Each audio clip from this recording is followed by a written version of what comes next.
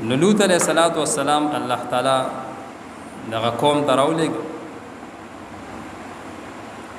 او دوی ته دعوت ورکړه چې یو خدا چې د الله عبادت وکړي د الله سره څوک شریک دا مه جوړوئ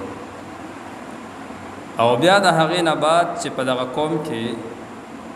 کم خباست او غلط عمل موجود د هغې وضاحت یې وکړو د هغې رد یې وکړو نو هر پیغمبر څنګه مخکې تفسیر کې ذکر شو چې هر پیغمبر راغلی دی نو اول دعوت د دې ورکړی دی چې تاسو په الله ایمان راړئ او د الله سره څوک شریک مه جوړوئ او بیا خاص کر خصوصا د هغه عمل چې په قوم کې به کوم بد عمل موجود د شرک نه علاوه ځکه د شرک رد به اول وکړو نو بیا که د هغې نه علاوه به کې یو بد عمل موجود د هغې رد به کړو شعیب علیہ السلام قوم کې ناب او تول کې باغی کمی کو په وزن کې به کمی کو د خلکو نه به زیات اغستلو چې واپس په خلکو ته ورکول نه کې به کمی کو نو شعیب علیہ السلام دا غیرت وکړي چې خلکو تاسو پیمانه او وزن دا پوره ورکړي نو دغه رنګي لوط علیہ السلام الله تعالی راولېږي او په دې قوم کې چې کوم خباستونه پلیته موجود وي نو دا غیره دی وې دې نه منې شي څنګه په سوره هود کې تفصیل ذکر شوی چې کله ابراهیم علیه السلام نه د ملمانو فارغ شو نو ورته موږ به قوم لوط ته ځو الله تعالی موږ را لېږلي چې پای باندې عذاب راولو نو چې راله لوط علیه السلام ته راله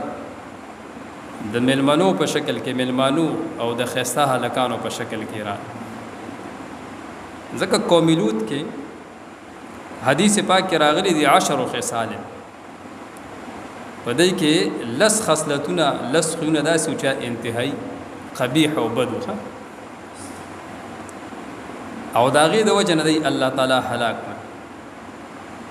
حدیث پاک کې لس سيزونه ذکر شوی دي چې دا بد اعمالو داغه د وجه نه دی الله تعالی هلاک کړل لومبه نمبر بد عمل لا چې وړو کې لوی بوډاو ځوان ته نه کتل خواهش برابرولو د پاره بس بوډا الک او ماشوم ته نه کتل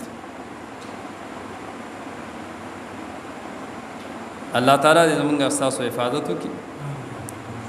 دغه عمل متعلق علماء لیکلي دي چې اوسړه د عمل وکړي او یا کینو که دغه حالت کې مرګ راغنده کافر دی ځکه ایمان اوچت شي دغه او دویم دا که د سمندرونو د بارانونو د نیرونو خړونو د کویانو دا ټولي اوبره جمع کړي شي ته غسل ورکړي شي د پاکيږي نه دی دا دومره نجس او پلیت عمل نه او دیم نمبر لارو کې بناستنو یو بل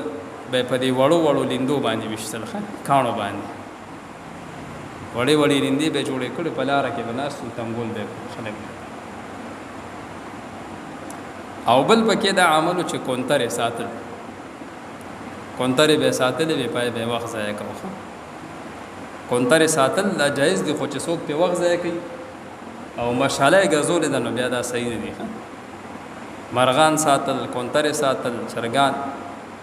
کچره وخت په ضایع کوي یا د جنگول وغیرہ د پارنده جایز نه دي خالي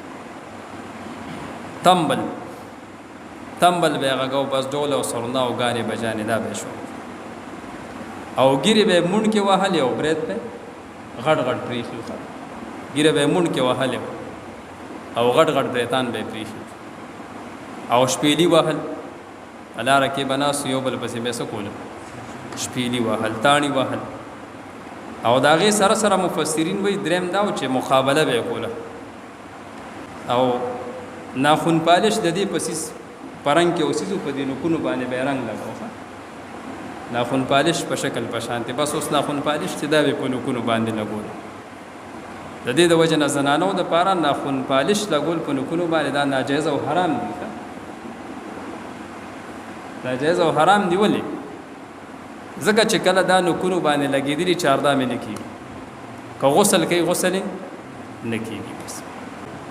نو دا د لوط علیه السلام د قوم خباستونه